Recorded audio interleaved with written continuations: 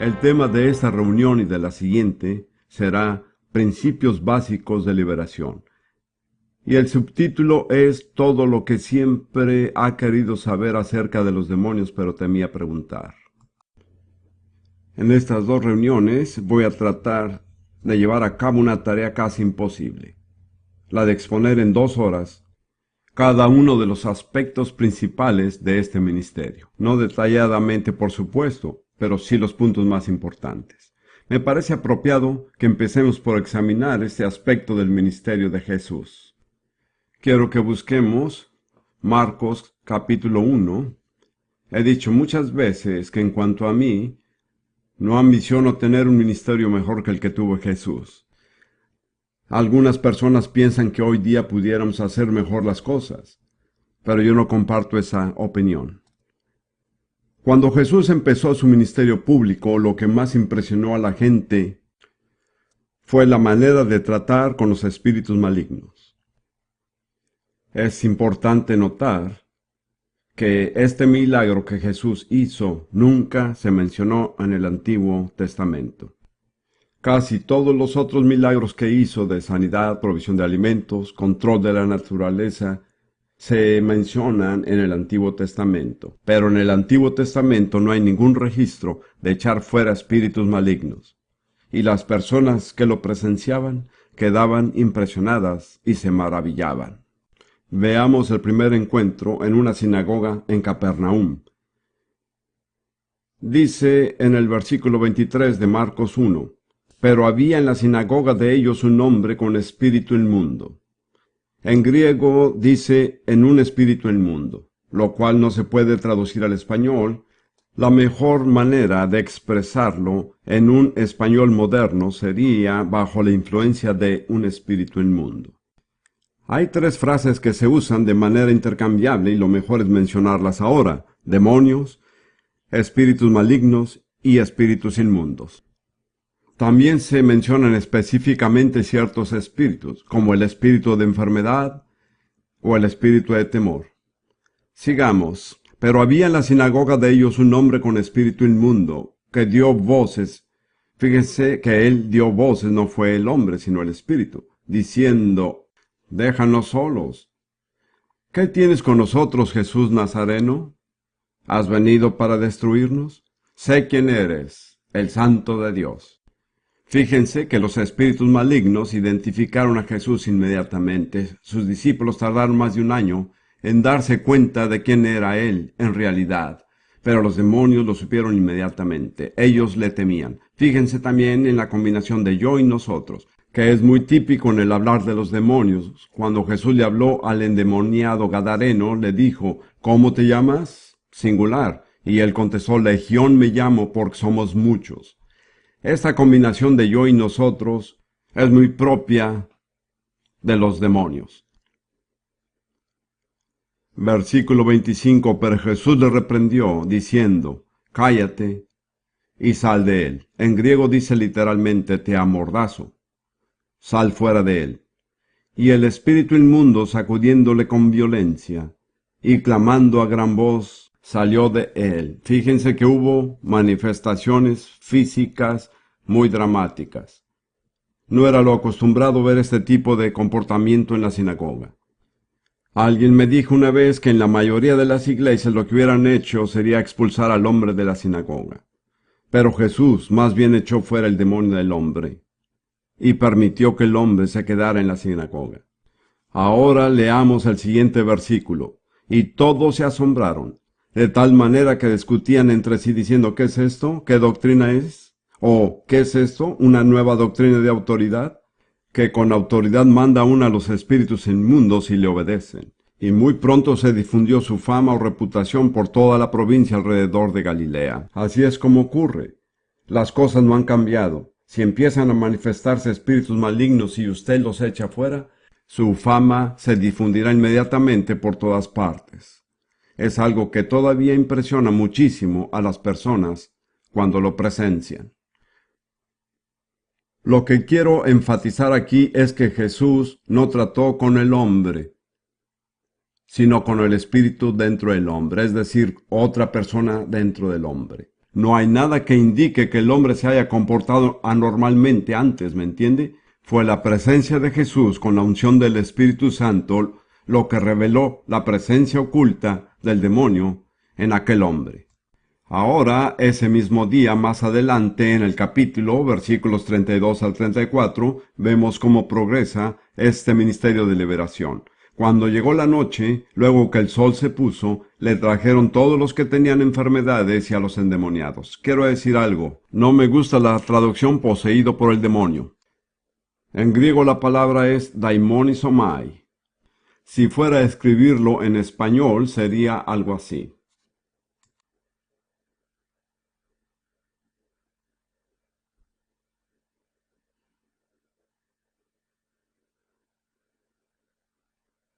Daimon es la raíz y viene del sustantivo demonio.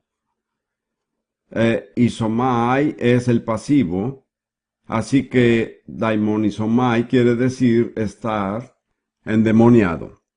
Desafortunadamente la traducción poseído por el demonio ha confundido a millones de personas, ya que se preguntan, ¿cómo un cristiano puede estar poseído por el diablo?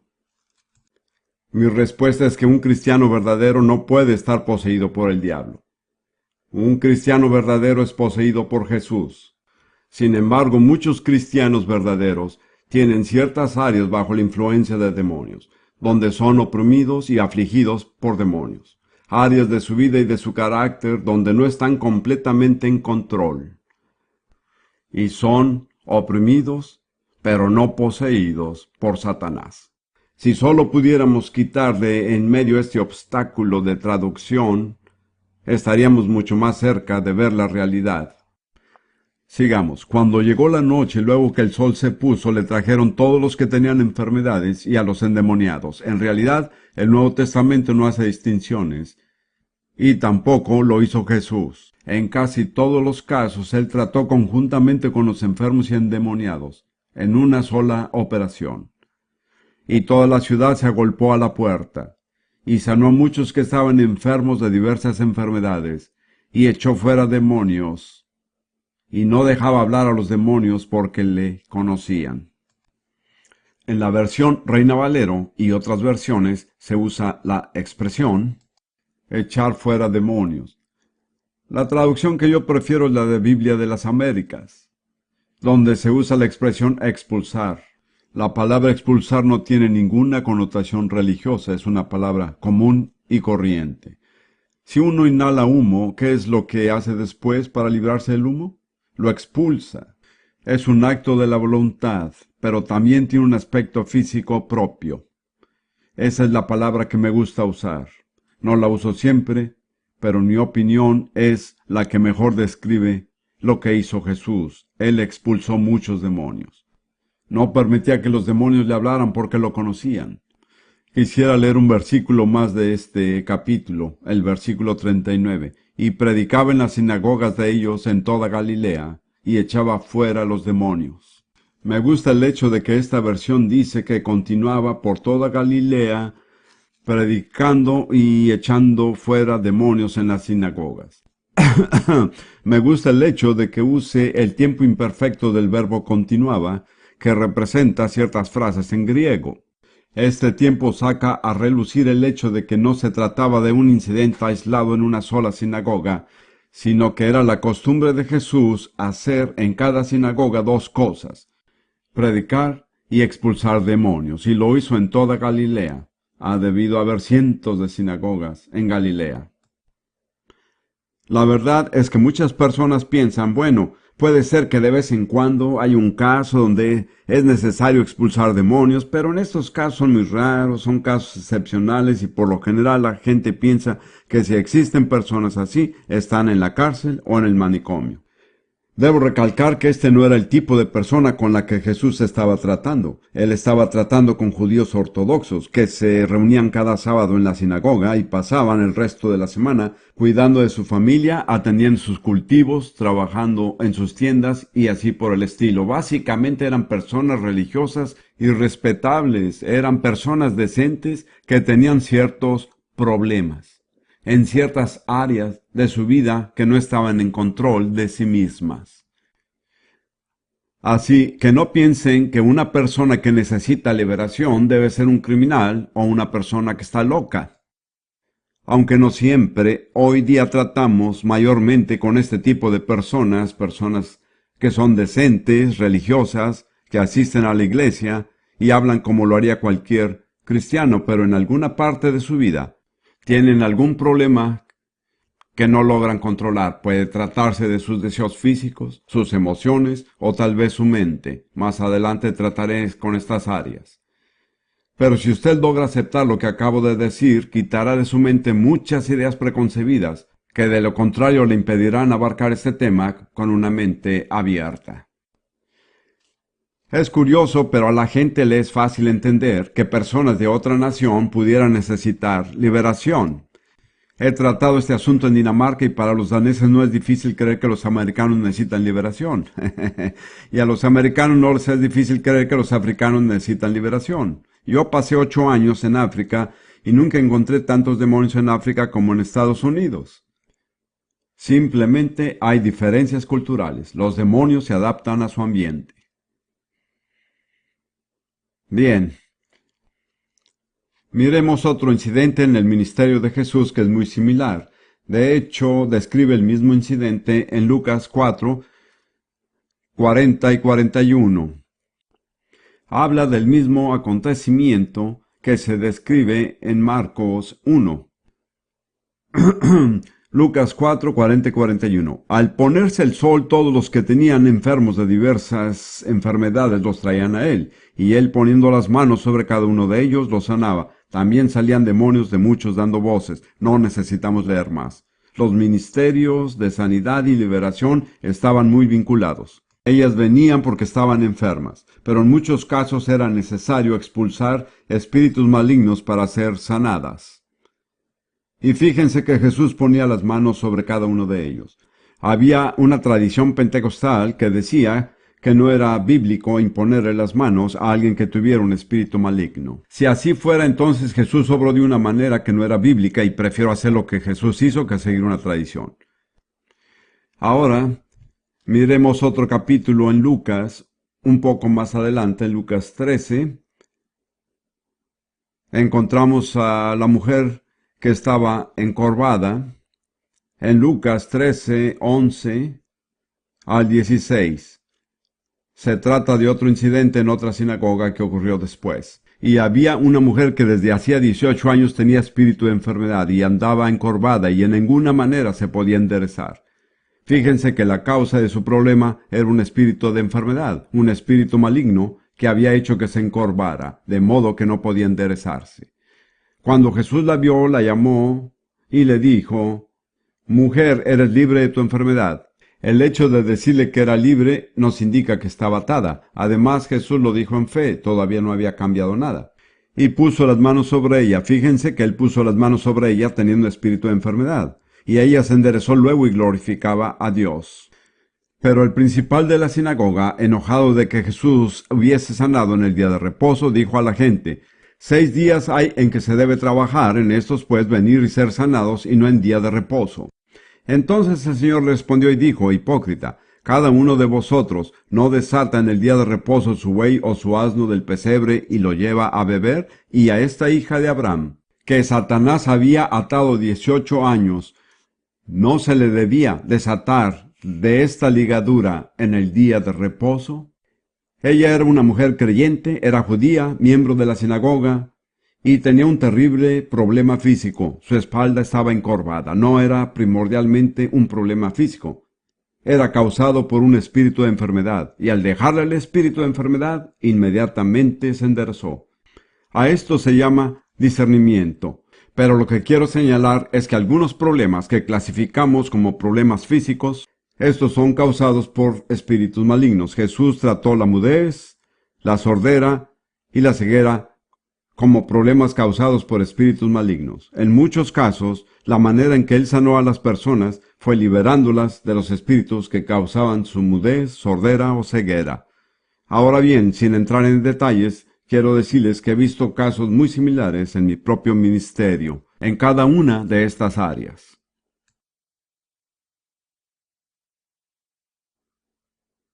Leamos un poco más adelante en Lucas 13, 31 y 32. Este es el último pasaje que leeremos acerca del ministerio de Jesús. Aquel mismo día llegaron unos fariseos diciendo: sal y vete de aquí, porque Herodes te quiere matar. Y les dijo: id y decid a aquella zorra, es decir, a Herodes: he aquí, echo fuera demonios y hago curaciones hoy y mañana, y al tercer día termino mi obra. Este es hebraísmo. Hoy, mañana y el tercer día significa desde ahora hasta que haya terminado la obra. Jesús dijo que iba a estar haciendo dos cosas: echando fuera demonios y realizando sanidades. Así fue que empezó, así siguió y así terminó. Durante todo su ministerio, de principio a fin, fue una parte muy importante y le dedicó alrededor de una tercera parte de su tiempo en sanar a los enfermos y echar fuera demonios. Y en realidad ambas cosas estaban tan vinculadas que era imposible distinguir entre ellas. Bien, lo que quiero decir ahora, y les daré unos ejemplos breves, es que en el Nuevo Testamento nunca nadie fue enviado a evangelizar sin primero haber recibido la autoridad para echar fuera espíritus malignos. No hay ningún ejemplo en el Nuevo Testamento. No es bíblico hacerlo. Veamos los primeros 12 discípulos que fueron enviados. En Mateo 10, versículo 1. Entonces, llamando a sus 12 discípulos, les dio autoridad sobre los espíritus inmundos, para que los echasen fuera y para sanar toda enfermedad y toda dolencia. Observen que lo primero que hizo el Señor fue darles autoridad para echar fuera los espíritus malignos. Y entonces dice en el versículo 5, omitiendo la lista de los nombres: a estos dos envió Jesús. Y luego dice en los versículos 6 y 7, omitiendo las partes menos importantes: sino id antes a las ovejas perdidas de la casa de Israel, y yendo, predicar, diciendo: el reino de los cielos se ha acercado. Pero no solamente prediquen, sino hagan ¿qué? Sanar enfermos, limpiar leprosos, resucitar muertos, echar fuera demonios. Jesús los equipó y los envió para hacer esta obra. En Lucas 10 leemos acerca de otros 70 que fueron enviados. Lucas 10, 1. Después de estas cosas designó el Señor también a otros 70, a quienes envió de dos en dos delante de él a toda ciudad y lugar a donde él había de ir. Ahora pasemos al versículo 17, que relata lo que dijeron los 70 cuando regresaron. Dice en el versículo 17: volvieron los 70 con gozo, diciendo: Señor, aún los demonios se nos sujetan en tu nombre. ¿Qué fue lo que más les impresionó? El hecho de que tuvieran autoridad sobre los demonios. Ellos no eran los 12, sino los 70. Veamos ahora la gran comisión, al final de los evangelios. Antes que nada veamos Marcos 16, 15 en adelante. Marcos 15, 16 dice: y les dijo: id por todo el mundo y predicad el evangelio a toda criatura. El que creyere y fuere bautizado será salvo, mas el que no creyere será condenado. Versículo 17. Y estas señales seguirán a los que creen. ¿Cuál es la primera señal? En mi nombre echarán fuera demonios. Él no los envió sin antes asegurarse de que supieran enfrentarse a los demonios. Y en Mateo 28, versículos 19 y 20, la otra versión de la Gran Comisión dice: por tanto, id y hacer discípulos a todas las naciones, bautizándolos en el nombre del Padre, y del Hijo, y del Espíritu Santo, enseñándoles que guarden todas las cosas que os he mandado. Y aquí yo estoy con vosotros todos los días hasta el fin del mundo. Él les dijo que enseñaran a sus discípulos todo lo que él les había enseñado. Una de las cosas más importantes que les enseñó fue cómo tratar con espíritus malignos. Les dijo: al hacer discípulos deben enseñarles lo que yo les he enseñado. Cuando ellos a su vez hagan discípulos deben enseñarles lo que se les fue enseñado. Y dijo: Yo estoy con vosotros hasta el fin del mundo. No hizo ninguna provisión para que este proceso cambiara. Su voluntad era que continuara desde el momento de su partida hasta su regreso. Ese fue el patrón que nos dejó. Lo trágico es que la iglesia se ha apartado de él. La iglesia no lo ha mejorado. No puede. En realidad, solo ha hecho un desastre de él. Ahora, aparte de Jesús, hay una sola persona en el Nuevo Testamento a quien se le da el título de evangelista. Una sola persona. He contado 28 personas como apóstoles, pero una sola a quien se le da el título de evangelista. ¿No le parece increíble? Nosotros no dudamos en conferir el título de evangelista. En la iglesia contemporánea, cualquiera que no es pastor tiene que ser evangelista. Solo hay dos opciones. ¿Quién fue el evangelista? ¿Quién puede decirme? Felipe. Hechos 8 habla de su ministerio. Hechos 8, versículo 5. Entonces Felipe, descendiendo a la ciudad de Samaria, les predicaba a Cristo. El mensaje de Felipe era muy sencillo. Era un mensaje de una sola palabra. En Samaria predicó a Cristo, en el camino a Gaza predicó Jesús. Muy bien. Y la gente unánime escuchaba atentamente las cosas que decía Felipe, porque tenía un comité muy bien organizado y un coro. No, oyendo y viendo las señales que hacía. Porque, ¿qué fue lo primero? De muchos que tenían espíritus inmundos salían estos dando grandes voces, y muchos paralíticos y cojos eran sanados. Noten que en su ministerio como evangelista lo primero que hizo fue echar fuera espíritus inmundos. Por lo tanto, quisiera sugerirles que tanto el patrón como la comisión de Jesús no dejan lugar para que los siervos de Dios hoy día salgan a evangelizar sin primero ser equipados para enfrentarse con los espíritus malignos. No creo que se pueda encontrar un solo ejemplo en la Biblia. Ahora les daré una enseñanza general acerca de la naturaleza de los demonios y seguiremos usando la palabra demonios. Y cómo podemos saber si están operando en nosotros o en otras personas. Por supuesto que tenemos los dos dones espirituales, el discernimiento de espíritus y la palabra de sabiduría. Pero aparte de estos, en el ámbito sobrenatural hay muchísimas otras indicaciones que juntas deberían alertarnos a la presencia de demonios, ya sea en nosotros mismos o en otras personas. Antes que nada, tenemos que saber, como ya he dicho, que son seres sin cuerpos. Estamos luchando con seres vivientes. Estos seres sin cuerpos sienten un deseo ardiente por estar dentro de un cuerpo. Hay que entender esto. Se sienten sumamente incómodos cuando no están dentro de un cuerpo. Desean estar dentro de un cuerpo humano, pero para no quedarse sin cuerpo, aceptan estar dentro de un cerdo, un perro, cualquier animal. Los demonios no quieren estar sin cuerpo. Esto es para ellos un tormento. Los demonios tienen dos objetivos principales que Satanás les ha asignado. El primero es impedir que las personas lleguen a conocer a Cristo como su Salvador. Sin embargo, si no logran hacer esto, su segundo objetivo es impedir que las personas sirvan al Señor de manera eficaz. ¿Me explico? Si fracasan con el primero, no se rinden, simplemente buscan el segundo objetivo. Ahora bien, tenemos que diferenciar entre la carne y los demonios. La carne es la vieja naturaleza carnal, el viejo hombre, y los demonios son seres que entran y ocupan ciertas áreas de la personalidad. Yo hago la siguiente comparación. La carne es la carroña y los demonios son los buitres que se asientan sobre la carroña. ¿Me explico? Si no hubiera carne, tampoco buitres.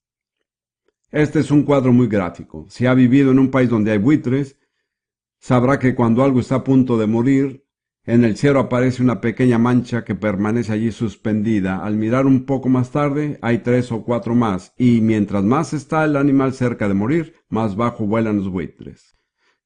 Jesús dijo que donde estuviera el cadáver, allí se juntarían los buitres. Podemos estar seguros que los buitres se reunirán allí donde la carne no regenerada del hombre queda expuesta en su carnalidad y pecado. Ahora, en los dos casos la solución es diferente. ¿Cómo se vence la carne? Mediante la cruz. Así es. Gálatas 5:24, pero los que son de Cristo han crucificado la carne con sus pasiones y deseos. ¿Cómo se vencen los demonios? Se expulsan, así es. No podemos intercambiar esas dos soluciones. No podemos expulsar la carne ni crucificar los demonios.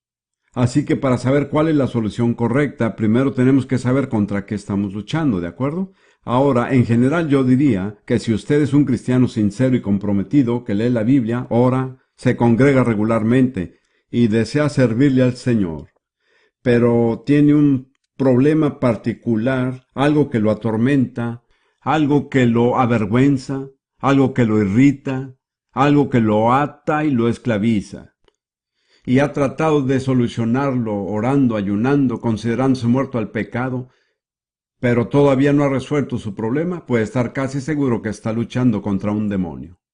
Esto lo digo por experiencia, pero no tengo tiempo de compartirlo ahora. Lo que yo quiero hacer en esta parte de la reunión es hablar de algunas actividades y características de los demonios. Les daré una lista de 9 verbos que describen estas actividades y características. Si una de estas está presente en su vida, o más de una, o si son muy intensas, entonces debe empezar a pensar bien, pues posiblemente necesite liberación. Y no se olvide que todas estas actividades son llevadas a cabo por personas sin cuerpos. El primer verbo es tentar. Los demonios tientan. Tientan a las personas a hacer lo malo. Al reflexionar acerca de su propia experiencia encontrará que muchas veces la tentación viene en forma verbal. Por ejemplo, alguien deja caer al piso un hermoso lápiz de oro y usted lo mira y algo le dice tómalo. Nadie se enterará. Los demás harían lo mismo. Si fuera tuyo el lápiz, lo tomarían. ¿Sabe lo que es eso? Si tiene una voz, quiere decir que es una persona. Detrás de esa voz hay un demonio que lo está tentando. Quizás ninguno de ustedes ha tenido esa experiencia. Debo ser el único. Los demonios hostigan a la persona, que también significa acosar, dependiendo de dónde viva. Estudian su forma de ser y siguen sus movimientos, saben cuáles son sus flaquezas y sus momentos de debilidad, saben exactamente cómo hacer para entrar. Por ejemplo, el hombre de negocios que ha pasado un día terrible en la oficina. Todo le ha salido mal. Su secretaria no cumplió bien con su trabajo, el aire acondicionado dejó de funcionar y luego de camino a casa mucho tráfico. Luego cuando llega a su casa, su esposa no tiene lista la cena y los niños están corriendo y gritando. Y al cruzar la puerta, él hace lo que decimos, explota de ira. ¿Saben qué sucede? El demonio de ira que ha estado detrás de él todo el día entra rápidamente en él. Después de eso, su esposa nota un cierto cambio en su personalidad. Todavía es un padre y esposo amoroso, pero hay veces que algo ajeno toma control de él. Ella nota en esos momentos su mirada es diferente y aunque ama a su esposa y a sus hijos, les hace la vida imposible. Después, avergonzado y lleno de remordimiento, dice, no sé qué me llevó a hacerlo. Nosotros sí sabemos. Fue el demonio de ira. Número 3. Los demonios atormentan. La Biblia habla de los verdugos en Mateo 18. A mi juicio, los verdugos son los demonios. En Mateo 18, en la parábola de los 2 deudores, el siervo que no quiso perdonar a su consiervo una pequeña deuda, fue entregado a los verdugos. He conocido a cientos de cristianos que se encuentran en manos de los verdugos. ¿Saben por qué? Porque no han perdonado. Si usted en su corazón no ha perdonado a alguien, es un blanco legítimo para los verdugos. Y Satanás es un experto en asuntos legales, él sabe cuándo tiene derecho a entrar. Hay varias formas de tormento. Está el tormento físico. El ejemplo que yo escogería es la artritis. Cuando uno ve la artritis, ve al diablo en acción. Atando, desfigurando, tulliendo, y torturando. El tormento mental, una forma de tormento sumamente común, es el miedo a volverse loco. Usted se sorprendería de cuántos cristianos tienen esta batalla. Comienza cuando le dicen: tu tía murió en un manicomio, tu padre le pasó lo mismo y tú serás el próximo.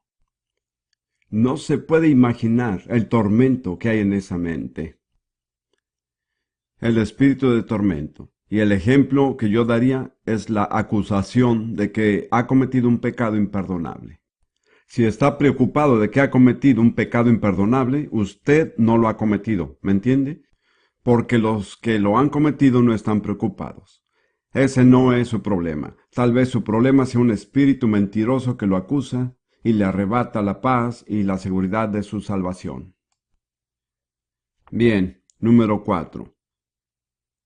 Los demonios obligan. Así es, obligan. Me parece que no hay una palabra más descriptiva que la palabra compulsión. Casi toda compulsión puede ser demoníaca. La compulsión por fumar, la compulsión por consumir alcohol, pero no nos detengamos allí. Comer es otra compulsión demoníaca. La glotonería es un problema tan serio como el alcoholismo, pero es un problema más decente. No se puede ser alcohólico en la iglesia, pero sí glotón. Hay otras formas de compulsión, el hablar compulsivo, la locuacidad. Las personas que no pueden dejar de hablar tienen un problema. Y también son un problema. Número 5. Los demonios esclavizan. Así es. Digamos que una persona comete un pecado sexual. Se arrepiente, va a Jesús, recibe perdón y limpieza de pecado y es justificado. Es decir, como si nunca hubiera pecado. El pecado quedó atrás. Pero después de todo esto, si la persona todavía siente un deseo incontrolable de volver a cometer el mismo pecado, aunque lo odia, está esclavizado. Un ejemplo muy común es la masturbación. Algunos psicólogos y otras personas dicen que la masturbación no tiene nada de malo. Yo ni siquiera discuto ese punto. Lo que sí sé es que hay miles de personas que practican este pecado y se odian por hacerlo, y cada vez que dicen nunca más lo haré, pero jamás funciona. Están esclavizados. Hay en ellos un demonio de masturbación. Es muy común. Permítanme decirles antes de proseguir que este demonio tiene ciertas manifestaciones específicas. Lo que sucede es que la persona empieza a sentir un hormigueo en los dedos. Muchas personas me dicen: hermano Prince, tengo un hormigueo en los dedos. ¿Qué es lo que me pasa? Algunas veces los dedos se ponen tiesos y se doblan hacia atrás y les susurro: su problema es la masturbación. Renuncie a eso.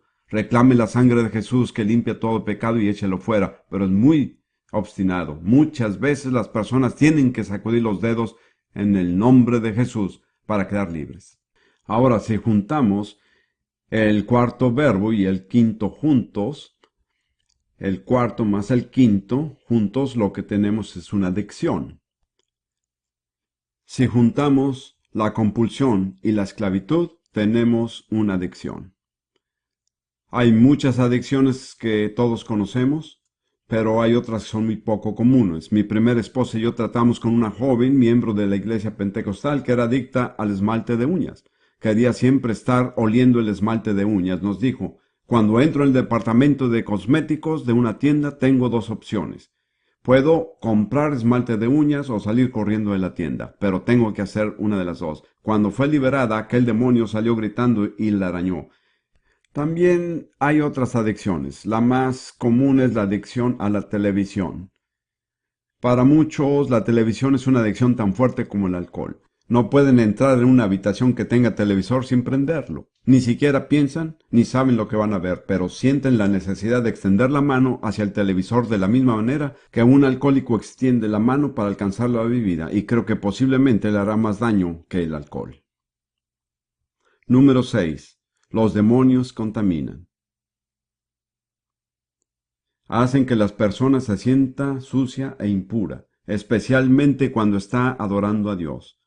Está a punto de entrar en la presencia del Señor cuando una imagen impura o una palabra sucia le viene a la mente. Cuando la persona está a punto de adorar a Dios, cualquier cosa que se levante y se le opone es casi siempre demoníaca, o cuando quiere leer la Biblia. Un ejemplo común es el demonio del sueño. La Biblia habla de un espíritu de adormecimiento. ¿Ha notado que si las personas desean leer la Biblia a las 10 de la noche, ya a las 10:15 están dormidas? Si quieren mirar televisión, pueden quedarse despiertas hasta la medianoche, pues eso no es natural. Hay una fuerza sobrenatural que se goza cuando ellos miran televisión y sienten ira cuando leen la Biblia. ¿Me explico? Muy bien. Número 7. Los demonios engañan. Son engañadores. A mi juicio, todo engaño espiritual es demoníaco. ¿Saben qué es lo que le abre la puerta al engaño? El orgullo. Dudo que haya engaño alguno que no haya entrado por la puerta del orgullo. El orgullo siempre conduce al engaño. Número 8. Los demonios debilitan, enferman y producen cansancio. Hay un demonio de cansancio. Recuerdo que una vez hablé con una mujer que me dijo: yo no soporto esta reunión, estoy demasiado cansada. Estaba a punto de compadecerme de ella cuando me di cuenta que era un demonio del cansancio que le hablaba. La desafié y el demonio dijo: es verdad, ella siempre está cansada, se levanta cansada, se acuesta cansada, está demasiado cansada para orar o leer la Biblia. Este tipo de demonios también matan. Recuerden que Satanás es un asesino, él mata a las personas físicamente, y existe un espíritu de muerte que él envía para matar a las personas. Muy bien, ahora si quisiéramos resumir todo lo dicho con una sola palabra, esa palabra sería inquietud. Las personas afligidas por un demonio generalmente tienen una cierta inquietud en un área. La persona que verdaderamente puede relajarse y está en paz probablemente no necesita liberación. Ahora bien, quiero pedir a uno de los líderes que por favor pase para borrarnos el pizarrón, para que no tenga que hacerlo yo. ¿Hay algún voluntario por aquí? Gracias, muchas gracias. Muy bien. La próxima cosa con la que vamos a tratar, y tal vez sea lo último, ya que no tenemos mucho tiempo, pero hablemos ahora de la morada de los demonios. Proverbios 25-28 dice lo siguiente. Proverbios 25-28 dice lo siguiente. Como ciudad derribada y sin muro es el hombre cuyo espíritu no tiene rienda. Esta escritura dice que la parte interna de la personalidad humana es como una ciudad. Cuando la persona no tiene defensas espirituales, esa ciudad está abierta a casi cualquier espíritu maligno que quiera entrar. Tenemos como ejemplo un drogadicto, cualquier cosa puede entrar en él, porque sus muros están derribados. Pero en una ciudad hay muchas zonas diferentes.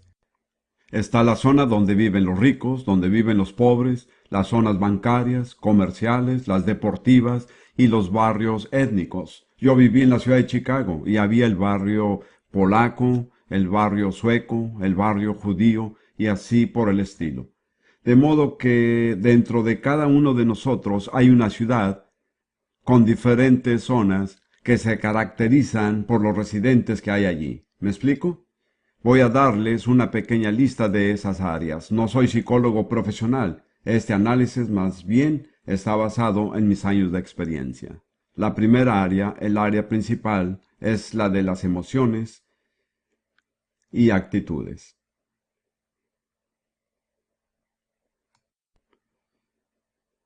Y entre paréntesis pongo la palabra pandillas, porque hay pandillas de demonios. Y cada demonio le abre camino al que le sigue. Si se encuentra con un demonio, debe empezar a buscar a los demás. Mi opinión personal es que detrás de cada emoción y actividad negativa hay un espíritu maligno. Ira, temor, soledad, tristeza, compasión de sí mismo. orgullo, celos, la lista es muy larga. Ahora, el hecho de sentir ira no significa que la persona tenga un demonio de ira. Pero si su ira cae dentro de la categoría de los verbos que hemos mencionado, entonces probablemente sí tenga un demonio de ira. Hay ciertos problemas de raíz de los cuales brotan los demás problemas. Creo que el problema de raíz más grande es el rechazo. Y el rechazo conduce a toda una serie de problemas. Soledad, tristeza, compasión de sí mismo, depresión y desesperanza. Y al llegar la persona a este punto va encaminada hacia dos cosas: la muerte, si es pasivo, o el suicidio, si es activo. No creo que nunca nadie se haya suicidado, sino impulsado por un espíritu maligno. Es mi opinión personal. No puedo comprobarlo. Otro problema muy típico es la rebelión, la cual conduce al resentimiento, al odio, a la ira y a la violencia, y esto produce el típico líder de pandilla, y así por el estilo.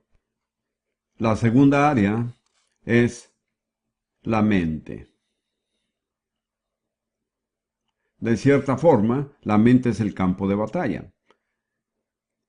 Algunos espíritus que afectan la mente son duda, incredulidad, confusión, indecisión y locura. He descubierto que las personas que han estado involucradas en el ocultismo siempre tienen un problema de confusión. También está la depresión, no importa si la llama emocional o mental, lo cierto es que existe. La próxima área es la lengua. Hay muchísimos demonios que obran mediante la lengua. El principal es la mentira. La Biblia habla de un espíritu de mentira. Hay personas que mienten de manera compulsiva. Ni siquiera se dan cuenta cómo están mintiendo. Tuve un amigo así. Era vendedor y también presidente de un grupo de hombres de negocios del Evangelio completo en cierta ciudad. Era un buen cristiano y maravilloso orador. Sentado en nuestra sala empezaba a hablar y su conversación se volvía cada vez más interesante, pero también inverosímil. Y mi cabeza empezaba a dar vueltas y pensaba, ¿creerá él mismo lo que está diciendo? ¿Creo yo lo que está diciendo? Empezaba hablando de cosas veraces y terminaba hablando de cosas fantásticas. ¿Saben cómo había entrado en él ese espíritu de mentira? Era hijo adoptivo de padres adinerados que no tenían otros hijos y él era todo para ellos. Ellos querían que él fuera perfecto. Él descubrió cuando llegaba a casa con sus notas escolares que sus padres se desanimaban porque no eran muy buenas. Al mostrar ellos su decepción, él decidió que no valía la pena decir la verdad acerca de sus notas. ¿Entiende? Eso lo introdujo al amplio campo de la mentira. Creo que al final fue liberado, pero para mí fue una revelación muy clara. Los mentirosos compulsivos son muy engañosos porque ni siquiera saben que están mintiendo, hasta pudieran pasar el detector de mentiras. ¿Qué más? Están los demonios que asisten a la iglesia, la crítica y el chisme.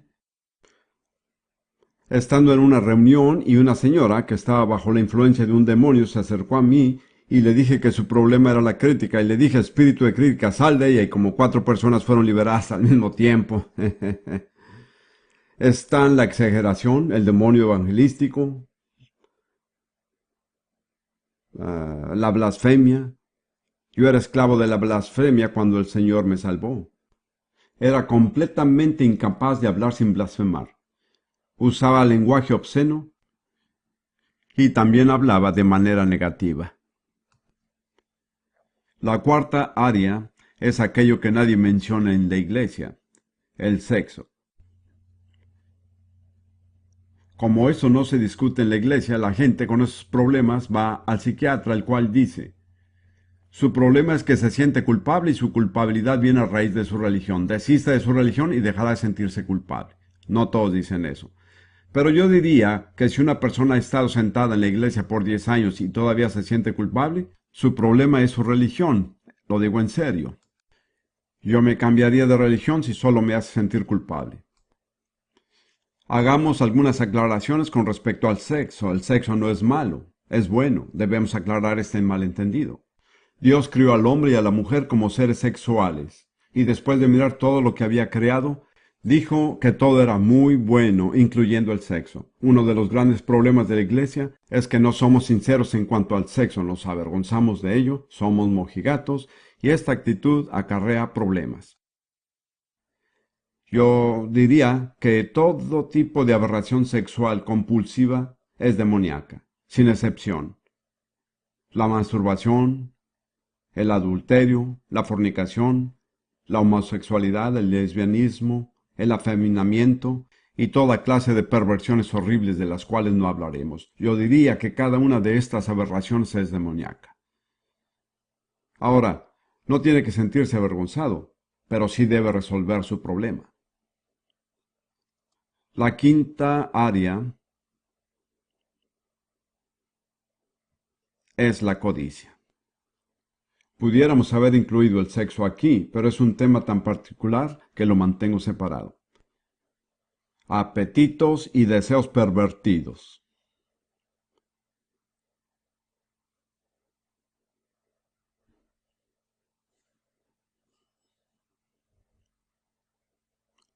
Creo que inicialmente todos los apetitos eran saludables, pero el pecado y el poder demoníaco los han pervertido al punto de que han llegado a ser malsanos y dañinos. Primera de Juan 2:16 habla de los deseos de la carne y los deseos de los ojos.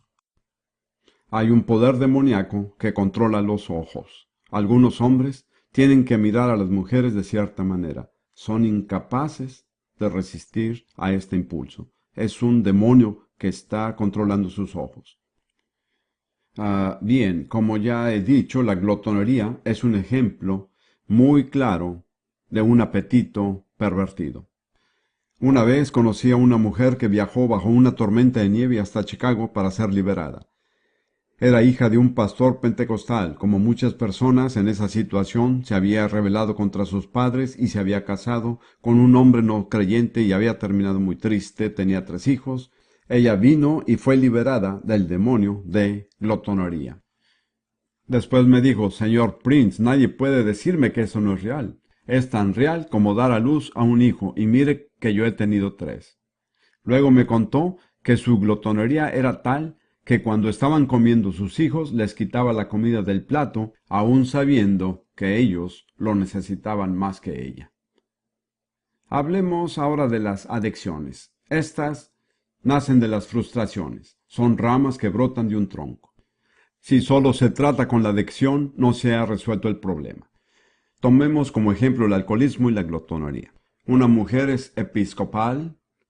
Su esposo anda con otras mujeres, no la ama, no le da suficiente dinero y así por el estilo. Muy bien. Ella se siente frustrada, tiene que desahogarse de alguna forma. Cruza la sala hasta donde está el bar y llega a ser alcohólica. La otra mujer es de la Iglesia de Dios, ¿de acuerdo? Su esposo hace exactamente lo mismo. Pero para esta mujer llegar hasta el bar sería un trayecto muy largo. Pues, ¿a dónde va? A la cocina. Abre el refrigerador, llega a ser adicta a la comida. En realidad la diferencia es mínima. En ambos casos, a fin de ayudarlas, hay que eliminar la frustración básica, que es su actitud hacia su esposo. Bien, debemos seguir adelante con la lista. La sexta área es el campo del ocultismo. Usaré la palabra ocultismo. Este es un campo muy amplio y cada parte es demoníaca, aun las partes decentes. Permítanme decirles que no les aconsejo que hagan ejercicios de yoga. Yo practicaba yoga regularmente y la verdad es que no quiero absolutamente nada que ver con el yoga. No tenemos que depender del yoga para ser saludables físicamente. El Señor dará la salud. Quiero decir, el ocultismo es un hoyo profundo y oscuro. Es una cueva donde todos los pasos, todas las pisadas conducen hacia adentro y ninguno hacia afuera. Muy bien, la séptima área. Todas las religiones falsas, el islamismo, mormonismo, los testigos de Jehová, el budismo, hinduismo, y en algunos aspectos el judaísmo. No hay ninguna religión falsa que no esté controlada por un demonio. Satanás es un experto en el campo de la religión, es el campo en el que él opera. La octava área. Toda herejía. Y cuando digo herejía, quiero decir toda doctrina que se desvía de la fe cristiana. Veamos por un momento 1 Timoteo, capítulo 4.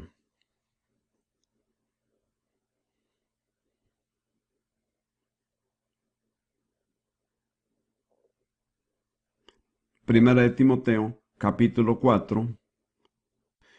Pero el Espíritu dice claramente, o sea, el Espíritu Santo, que en los postreros tiempos, el tiempo en que estamos viviendo, o sea, ahora, algunos apostatarán de la fe. ¿Qué fe? La fe cristiana. ¿Por qué? Escuchando a espíritus engañadores y a doctrinas de demonios. Esto está sucediendo en gran escala hoy día. Y luego sigue dando algunos ejemplos de sus errores. Por la hipocresía de mentirosos que, teniendo caracterizada la conciencia, prohibirán casarse y mandarán abstenerse de alimentos que Dios crió para que con acción de gracias participasen de ellos. Especialmente en la zona occidental de Estados Unidos hay cientos de miles de personas así. Se consideran altamente espirituales. Deciden no casarse, o si se casan, no viven con su cónyuge. Quieren también ser altamente espirituales en cuanto a lo que comen. Creo en comer alimentos saludables, pero no hago una religión de ello. ¿Me explico? Si lo que se come llega a ser una cuestión religiosa, se está a punto de caer en lo demoníaco. Notarán que las personas que siguen dietas novedosas nunca hablan de otra cosa. Esa es otra señal de lo demoníaco. No importa por dónde empiezan, siempre terminan hablando de comida. No coma esto, no coma aquello, hay muchas cosas que yo no como, pero no hago de eso una religión. ¿Me explico? Bien, la novena área, nuestro cuerpo físico. Hemos visto muchos ejemplos en los evangelios. Creo que hay ciertas cosas que por lo general son demoníacas, aunque no siempre. La primera de ellas es la epilepsia. He visto a muchas personas liberadas de epilepsia. Hace unos años, Rudy y yo estábamos en Lexington, Kentucky, y Dios me dio una bendición. Una señora de unos 40 años vino a consultarme con su hija, que tenía 18. Ella me dijo, señor Prince, hace 10 años usted oró por mí y fui liberada del espíritu de epilepsia. Aquí está mi hija con el mismo problema, ore por ella. Me gocé mucho con este testimonio. Oramos por la hija y no dudo de que haya sido liberada. He visto a muchísimas personas liberadas de epilepsia cuando se trata de un espíritu maligno. Si en una reunión alguien viene a mí, yo le digo, la epilepsia es un espíritu maligno, estoy dispuesto a ordenarle que salga de usted. ¿Quiere que lo haga? ¿Se siente preparado? Porque puede que haya batalla, tal vez tenga una lucha. Si usted no quiere, no lo hago. Algunas personas dicen sí, otras dicen no. Muy bien, hasta aquí podemos llegar con esta lista de 9 verbos. Hemos hablado de las actividades principales de los demonios y también hemos hablado de las áreas principales en las que yo he observado que operan. Una persona puede estar completamente libre en el área del sexo, pero estar involucrada en una religión falsa. O tal vez esté libre de opresión demoníaca mentalmente, pero esté perturbada emocionalmente. O puede creer una herejía, pero estar perfectamente sano. ¿Me explico? Hay muchísimos campos diferentes. Muy bien, hemos llegado al final de la primera parte. Con la ayuda de Dios, terminaremos de tratar este tema en la segunda reunión.